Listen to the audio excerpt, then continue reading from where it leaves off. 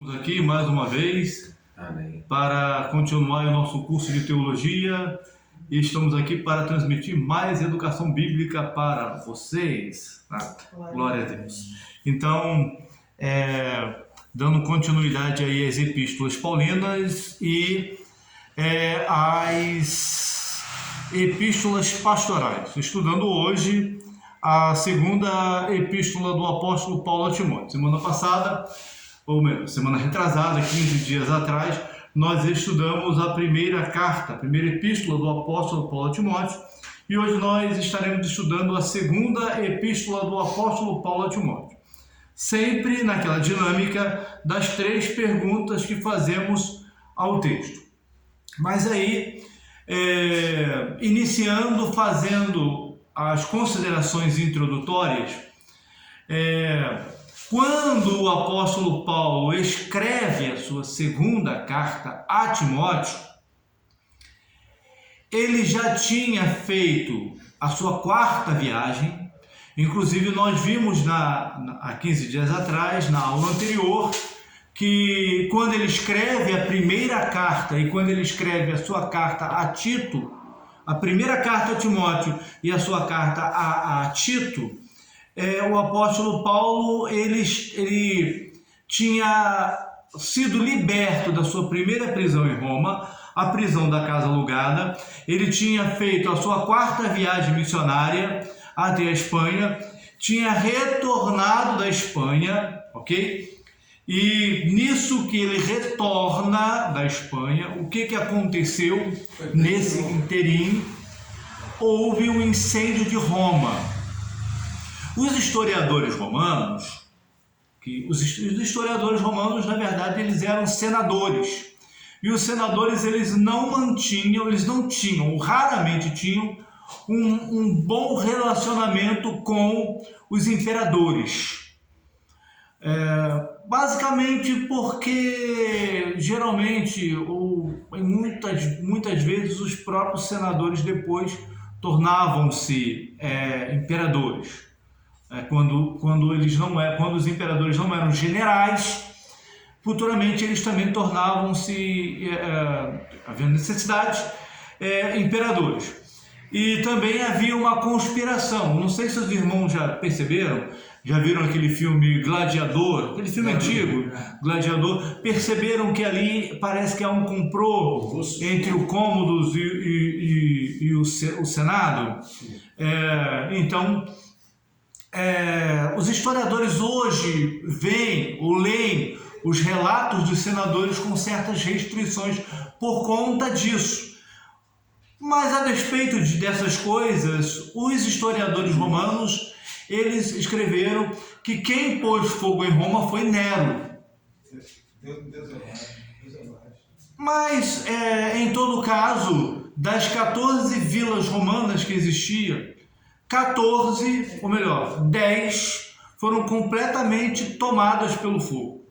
Muita gente morreu. E das 4 vilas que não sofreram dano do incêndio, a maioria dos moradores eram cristãos e judeus. Por que cristãos e judeus? Porque naquele tempo confundia-se cristianismo com o judaísmo, ou seja, grande parte dos cristãos eram judeus. Então, por esse motivo, a maioria dos moradores dessas vilas eram judeus e cristãos, para não dizer todos, né? Porque os judeus, eles sempre moraram em vilas separadas dos não-judeus. Em todo caso, a grande maioria dos moradores dessas 4 vilas eram judeus cristãos. Então, Nero colocou a culpa nos cristãos. Então, os cristãos, eles na época, eles eram mal vistos. Eles eram acusados de serem canibais, que comiam o corpo e bebiam sangue. Eles não entendiam. Os não cristãos, eles não entendiam o simbolismo da ceia do Senhor. Eles eram chamados, acusados de serem incestuosos, porque chamavam a esposa de irmã, as mulheres chamavam os maridos de irmão, e aí alguém acusava dizendo que casou com a irmã, relação incestuosa. E geralmente eles também eram acusados quando alguma catástrofe acontecia. Então, Nero acusou os cristãos e aí começou uma perseguição, na verdade a primeira perseguição do Estado romano, do Império Romano contra os cristãos. Então, quando o apóstolo Paulo ele voltou da sua 4ª viagem missionária, então houve ali uma delatação, alguém denunciou aonde o apóstolo Paulo estava. E o apóstolo Paulo foi levado à prisão, mas agora, por conta da gravidade das acusações, porque na primeira prisão ele foi acusado de crime religioso, ele foi acusado de ter profanado o templo e de ter pregado contra o templo de Jerusalém, o que foi uma calúnia também. Agora, nesta segunda prisão, ele foi acusado de um crime político, de ter levado à morte vários cidadãos romanos, muitos cidadãos romanos. Então, por conta da gravidade das acusações, ele foi preso na masmorra romana. Esta masmorra é chamada de Marmatine. Até hoje ela está aberta para visitação. Ela fica no subsolo, se não me falha a memória, a 4 metros de profundidade, e ficava próximo ao Senado romano.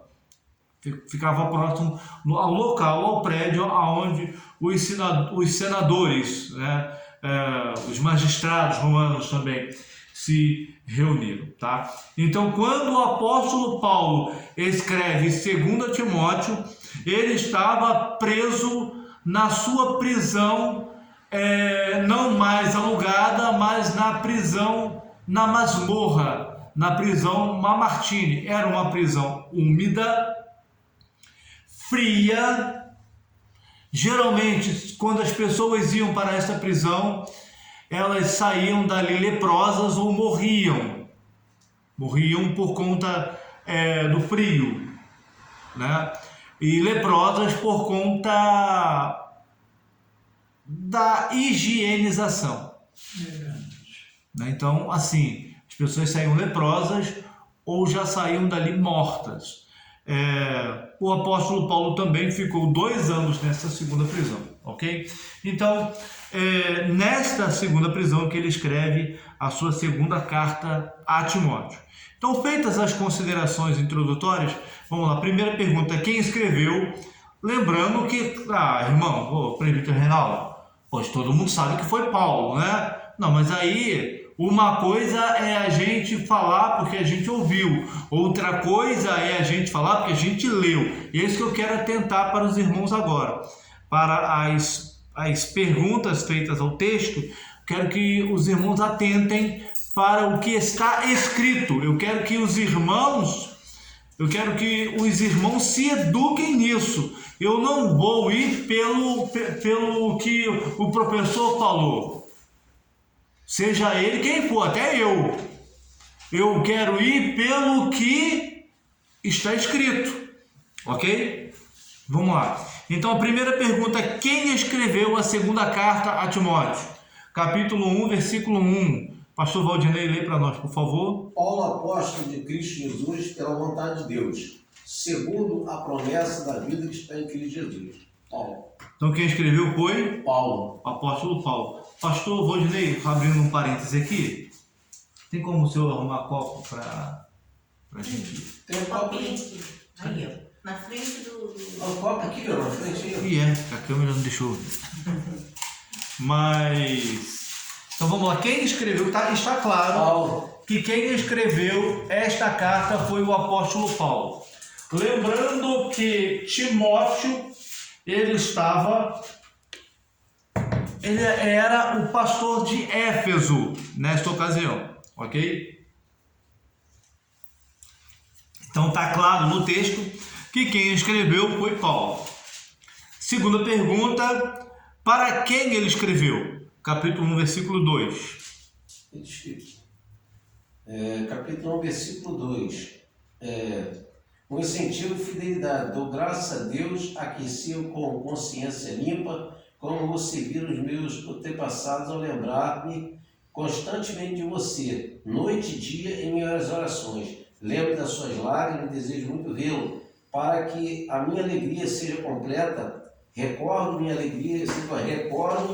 da sua fé, não fingida, que primeiro habitou em sua avó Lóide, em sua mãe Eunice. E estou convencido de que também habita em você. Por essa razão, torno a lembrar que mantenha viva a chama de dom de Deus que está em você, mediante a posição das minhas mãos. Pois Deus não nos deu espírito de covardia, mas de poder, de amor e de equilíbrio. Timóteo. Perdão, 2 Timóteo, capítulo 1, versículo 2. 2 Timóteo, capítulo 1, versículo 2. Versículo 2, né? Desculpa. A Timóteo, meu amado filho. Então tá claro, é isso que eu quero, veja bem, eu quero treinar os irmãos para que os irmãos analisem o que está escrito, ok? Então está claro aí que foi Paulo quem escreveu, e ele escreveu para Timóteo. Agora, por que eu quero treinar os irmãos aí pelo que está escrito? Porque existem alguns autores que escreveram que não foi Paulo quem escreveu 2 Timóteo.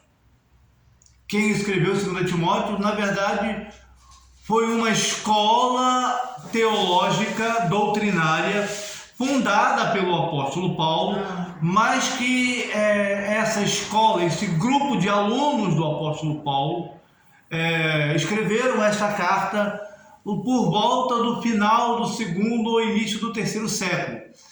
Tá? Mas então eu quero que os irmãos olhem para o texto e vejam o que o texto está dizendo. Então, o texto está dizendo que foi Paulo quem escreveu esta carta, e ele escreveu esta carta para Timóteo. Tá? Então, os irmãos sabem que quem era Timóteo? Timóteo era um jovem pastor. Bom, a questão, os irmãos poderiam perguntar quantos anos ele tinha. Timóteo era um judeu, e na cultura judaica até os 40 anos a pessoa ainda era jovem. Então, assim, não sabemos precisar a idade que ele tinha, só sabemos que ele era jovem, ok? Então Timóteo era um jovem, pastor da igreja de Éfeso, empossado pelo próprio apóstolo Paulo. Era um judeu, ele era filho de uma mãe judia, mas a mãe dele, o pai dele era grego, era um gentio, era um goi. Goi é a palavra hebraica para estrangeiro, para gentil. E foi discípulo do apóstolo Paulo, acompanhou o apóstolo Paulo. Os irmãos sabem que ele acompanhou o apóstolo Paulo a partir da sua segunda viagem missionária, né?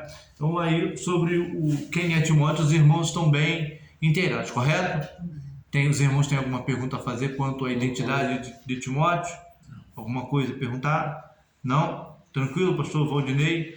Nossos irmãos, o casal ali? Não? Amém? Glória a Deus. Vamos lá.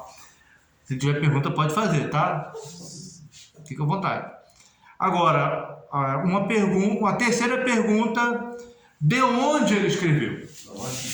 Da masmorra.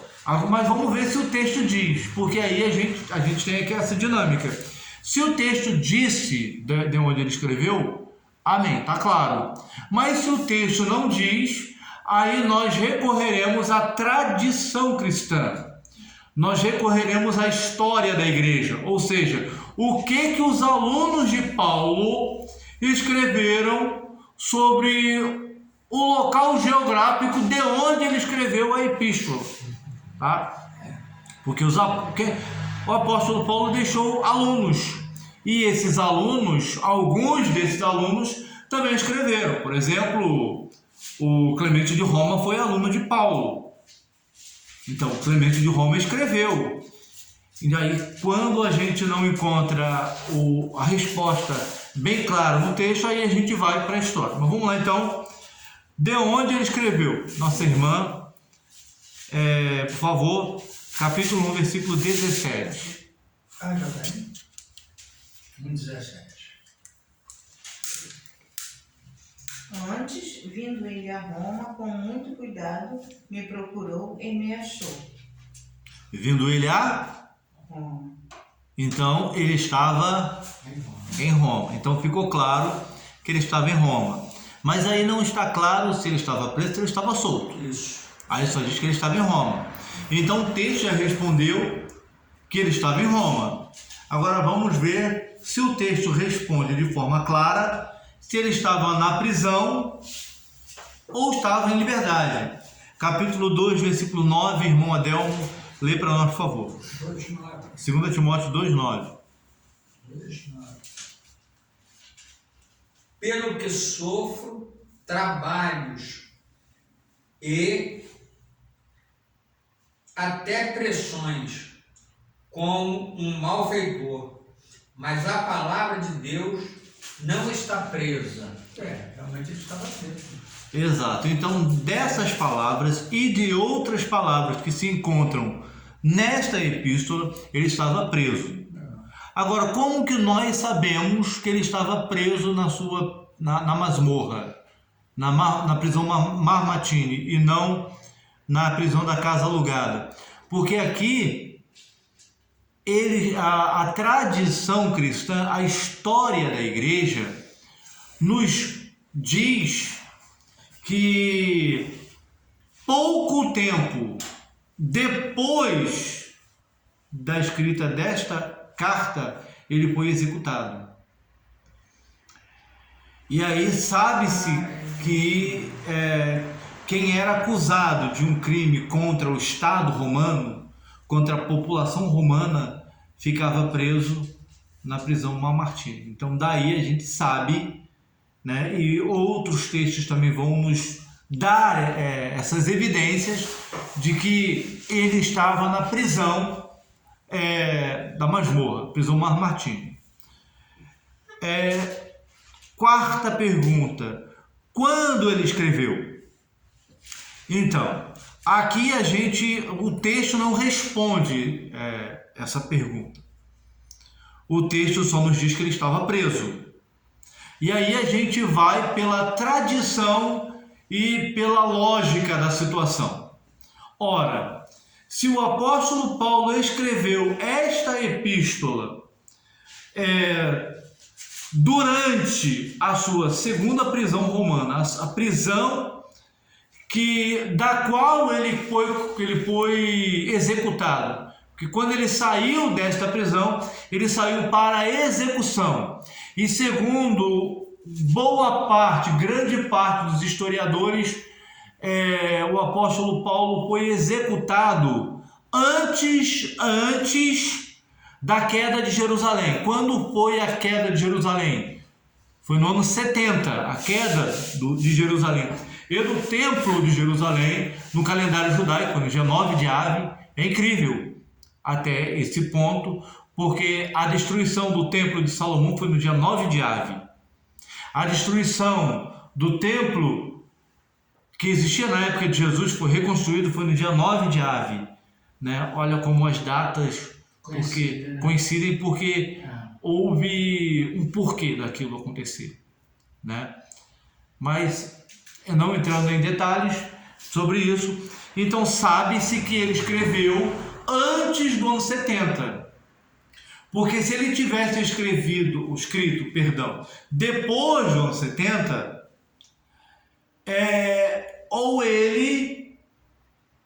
ou alguma carta que ele escreveu durante esse período da destruição do templo, teria alguma informação a esse respeito. Então, como não tem, nós, pela lógica, entendemos que ele foi executado antes. Por essa questão, por isso, a maioria dos historiadores vão datar a sua execução por volta do ano 68, entre o ano 66 e 68 depois de Cristo. Então, por conta dessa datação, lembrando sempre aproximada, professor Reinaldo, você tem certeza que o apóstolo Paulo foi executado no ano 68? Nós não temos certeza. Por isso que são sempre datas aproximadas. Por que, presbítero Reinaldo, que você não tem certeza? Por causa daquilo que a gente já falou anteriormente. O cronologista que elaborou o calendário cristão, Dionísio, ele cometeu um erro de cálculo que ninguém sabe quantos anos ele cometeu. Porque, na verdade, Jesus não nasceu no ano 1. Pela lógica, era para Jesus nascer no ano 1. Jesus não nasceu no ano 1. Jesus nasceu por volta do... A maioria dos comentaristas bíblicos colocaram que Jesus nasceu por volta do ano 4 ou 7 DC. Então, Jesus nasceu depois dele mesmo. Entendeu? Então, por conta de não saber exatamente qual foi, quantos anos o cronologista cometeu de erros, então a data é sempre aproximada. E também porque se trata de eventos que ocorreram lá na antiguidade, há 2000 anos atrás. Então é difícil datar. Por conta disso, a maioria, ou boa parte dos comentaristas datam a escrita de 2 Timóteo em cerca do ano 67 depois de Cristo. Então, quando ele escreveu, por volta ou em cerca, aproximadamente, no ano 67 depois de Cristo, ok? Então vamos lá. Alguém quer falar alguma coisa? Não. Adelmo? Não, aqui no meu código está 66, 166, 77. Isso, obrigado por endossar. Mas qualquer coisa pode falar, tá? Qualquer situação pode falar. Vamos lá. Quinta pergunta: por que ele escreveu? E aí nós vamos juntar a esta pergunta o que ele escreveu. Então vamos lá. Por que ele escreveu? Lembrando que aqui, quando o apóstolo Paulo escreve 2 Timóteo,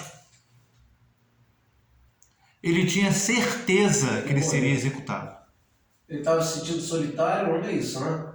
Sim. Ele queria também, não foi quando ele quis também escrever sobre Éfeso, Timóteo, né? Exato. E o outro, depois que foi, ele tinha 3 razões, sentia-se solitário, Paulo estava preocupado com o bem-estar das igrejas e queria escrever a igreja através do Timóteo, né? Exato. Assim Isso, exatamente, isso mesmo. Parabéns, pastor Valdinei.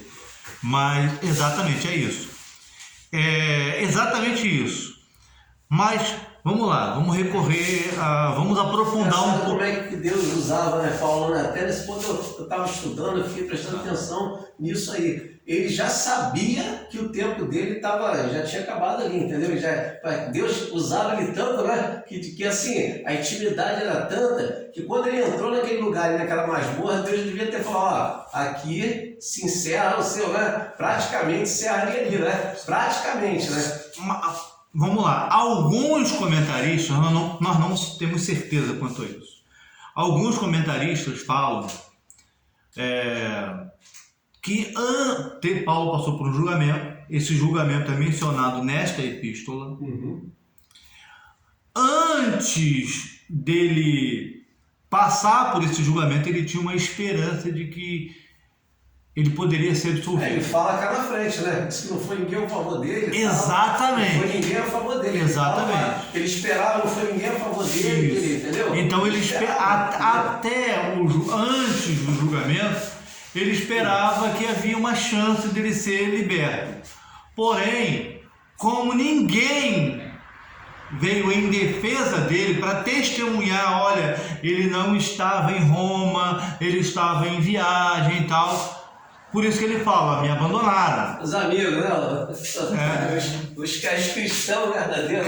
Aí, depois desse julgamento, ele já sabia que ele ia ser executado. Tá? Então, por que ele escreveu? Em primeiro lugar, ele escreveu para exortar Timóteo a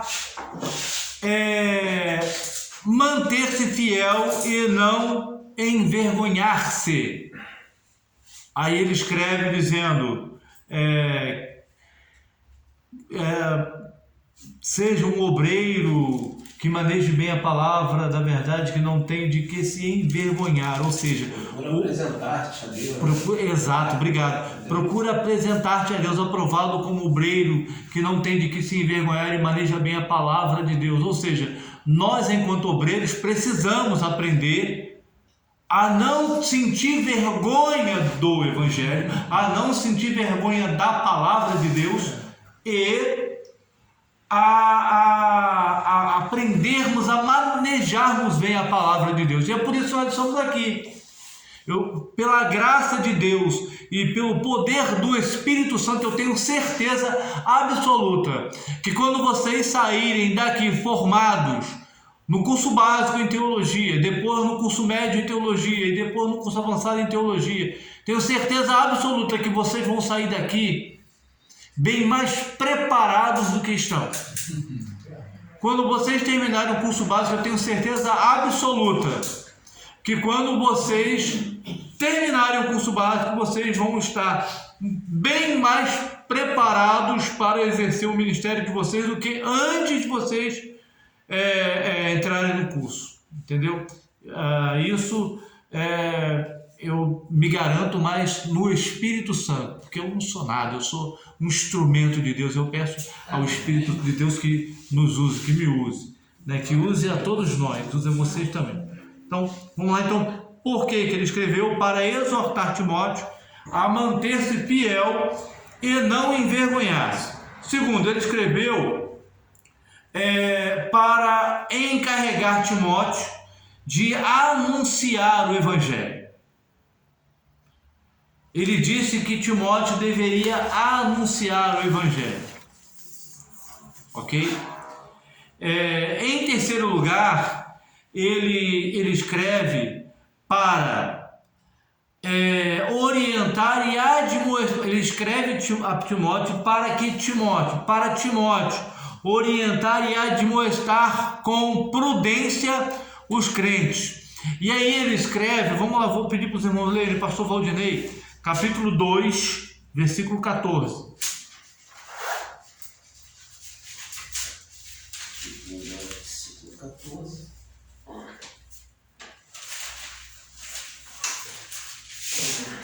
Versículo 14.